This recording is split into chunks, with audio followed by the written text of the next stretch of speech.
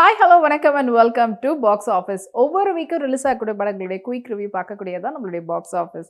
அந்த வகையில் இந்த வீக் ரிலீஸ் ஆகக்கூடிய படங்களுடைய குயிக் ரிவ்யூ பார்க்கலாம் வாங்க.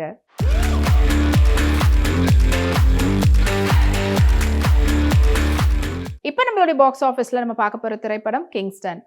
அண்ட் கிங்ஸ்டன் படத்தினுடைய டைரக்டர் கமல் பிரகாஷ், படத்தினுடைய மியூசிக் டைரக்டர் ஜிவி பிரகாஷ், படத்தினுடைய எடிட்டர் சான் லோகேஷ் அண்ட் படத்தினுடைய சினிமோட்டோகிராஃபர் கோகுல் பினாய். படத்தில் முக்கியமான கதாபாத்திரத்தில் ஜிவி பிரகாஷ், திவ்ய பாரதி, சேத்தன் மற்றும் பலர் நடிச்சிருக்கிறாங்க. அண்ட் இந்த படத்தினுடைய ஒன்லைன் ஸ்டோரி பற்றி சொல்லணும்னா, ஒரு பர்டிகுலர் ஊர்லேருந்து அந்த பர்டிகுலர் அந்த கடல் அந்த இதில் வந்து பார்த்திங்கன்னா போய் இவங்க மீன் பிடிக்கலான்னு போகிறவங்கெல்லாம் இறந்துட்டு வராங்க. அங்கே எதுவும் சம்திங் அமானுஷ சக்தி இருக்குது, அங்கே வந்து ஆவிகள் இருக்குது அப்படின்னு சொல்லிட்டு இருக்கிறாங்க. பட் அங்கே இருக்கக்கூடிய விஷயம் என்ன, அந்த இடத்துல நான் கண்டிப்பாக மீன் பிடிச்சே ஆகுவேன் அப்படின்ற காரணத்துக்காக ஜிவி பிரகாஷ் போகிறாரு. அப்புறமா என்ன ஆச்சுன்றதா படத்தினுடைய ஒன்லைன் ஸ்டோரி. ஸோ ஜிவி பிரகாஷுடைய தாத்தாவா சேத்தன் வந்திருக்கிறாங்க. ஸோ அங்கே வந்து ஒரு பர்டிகுலர் ஏரியாவில் தங்கம் இருக்குது, அந்த இடத்துக்கு போய் தங்கத்தை வந்து நம்ம எடுத்துட்டு வரலான்றதுக்காக அவரோட சேர்த்து ஒருத்தவங்களை கூட்டிகிட்டு போகிறாரு. அங்கே ஆல்ரெடி ஒரு அமானுஷ்ய சக்தி மாதிரி ஒரு ஆவி வந்து அங்கே இருக்குது. ஆனால் தங்கம் எடுக்கிறவங்களை விட தங்கத்தை எடுக்கிறதுக்கு கூட போகிறவங்கள தான் போட்டு தள்ளுறது. ஸோ இதை அவர் தெரிஞ்சுக்கிட்டு ஒரு வாட்டியும் ஒருத்தவங்களையும் கூட்டிகிட்டு போய் இது பண்ணிகிட்டு இருக்கிறாரு. அண்ட் ஒரு கட்டத்தில் இது எல்லாமே அவரோட போகிறவங்களுக்கெல்லாம் வேண்டாம் அப்படின்ற மாதிரி ஸ்டாப் பண்ணுறாங்க. அதுக்கப்புறமா அவருக்கு என்ன ஆச்சு, அவர் அப்புறமா இறந்துறாரு. அண்ட் அவரை வந்து இது பண்ணிட்டு போட்டு தள்ளிட்டு அழக பெருமாள் அந்த ஏரியாவுக்கு வந்து ஒரு பெரிய டானாக வராரு.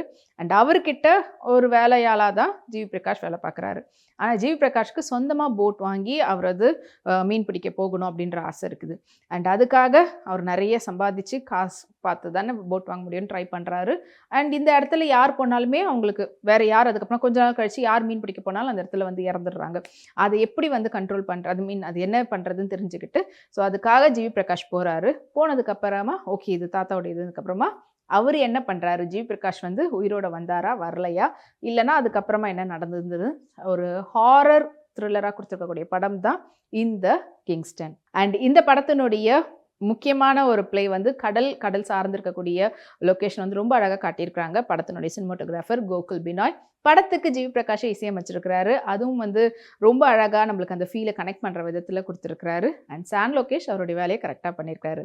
மொத்தத்தில் கிங்ஸ்டன் ஜிவி பிரகாஷுடைய ஃபேன்ஸ் நீண்ட காலமாக எதிர்பார்த்துட்டு இருந்த ஒரு திரைப்படம்.